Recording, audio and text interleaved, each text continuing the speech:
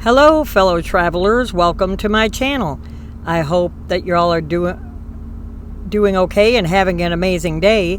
If you are new to the channel, please give this video a thumbs up. Please hit the subscribe button, which is free, and then hit the notification bell so you won't miss when I post a video. If you're on social media, please give us a follow or a like on our Facebook page at Julia's Truckin' Cafe. That's spelled at Julia's, Julias, capital TRCKN, capital CAFE. And in this story, I talk about what is driver coercion and what can we do about it. Many members of the trucking industry experience driver coercion, so it's important to know what it is and what you can do about it to protect yourself and your driving career. The definition of driver coercion by the FMCSA is when a motor carrier, shipper, receiver, transportation intermediary threatens to withhold work from, take employment action against, or punish a driver refusing to operate in violation of certain provisions of the FMCSA rules and regulations, or hazardous material regulations, and the Federal Motor Carrier Commercial Regulations.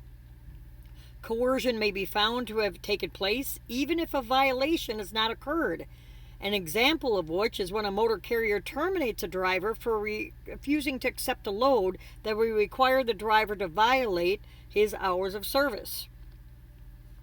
Is driver coercion unlawful? Is the next question.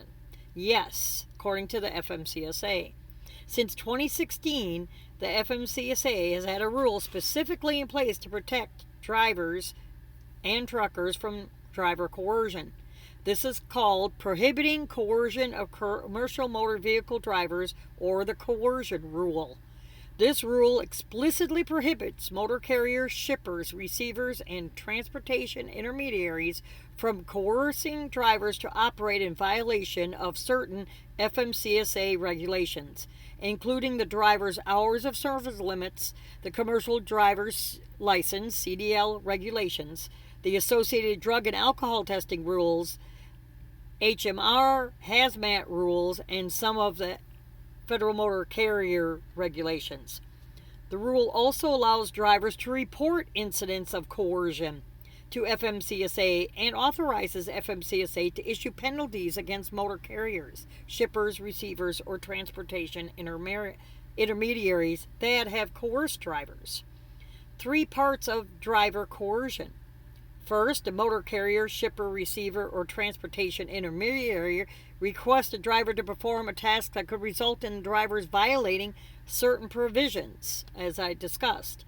2, the driver informs the motor carrier, shipper, receiver, or transportation intermediary of the violation that would occur if the task is performed, such as driving over the hours of service limits or creating unsafe driving conditions. And 3, the motor carrier, shipper, receiver, or transportation intermediary makes a threat or takes action against the driver's employment or work opportunities to get the driver to take the load despite the violation that would occur. So what do you do if you experience driver coercion?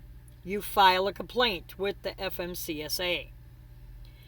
They accept complaints from truckers under the 2016 coercion rule. Coercion complaints must be filled out within 90 days of the alleged action. When filing your complaint, please include as much supporting information as you have, such as text messages, email exchanges, showing coercion attempts by the motor carrier, shipper, receiver, as well as your responses, names of anyone who may have witnessed this in the coercion attempt.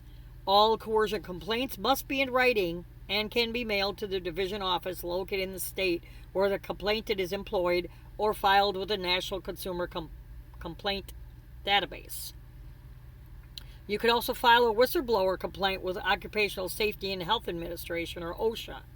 Drivers have the right to question the safety practices of their employer without the risk of losing their job or being subject to retaliation for stating a safety concern. The Occupational Safety and Health Administration whistleblower statuses protect drivers from retaliation.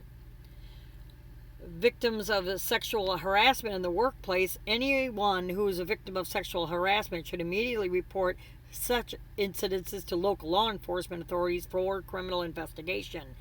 Do not report.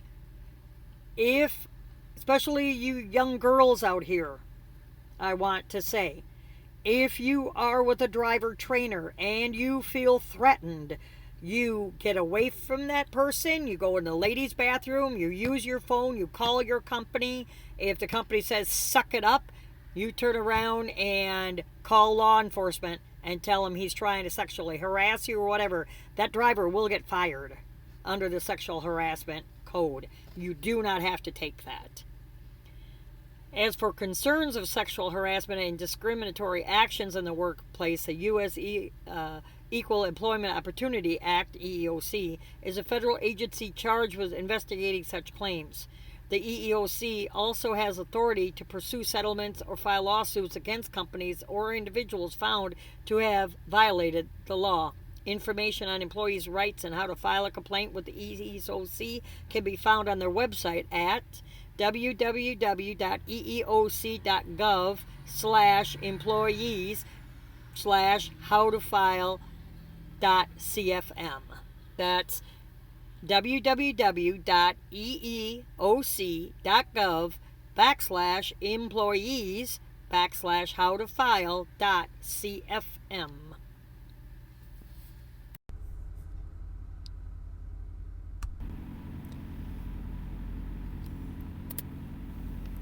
Julia's Trucking Cafe is a trademark brand. Julia's Trucking Cafe podcast is ranked in the top 10% of 3 million active podcasts worldwide. Any and all images used on this show are shared under the Fair Use Act, which you can see here. No copyright infringement is intended, expected, or will be litigated. We thank you for joining us this week. We hope that you have a safe and prosperous week. Please keep the shiny side up. Until next time.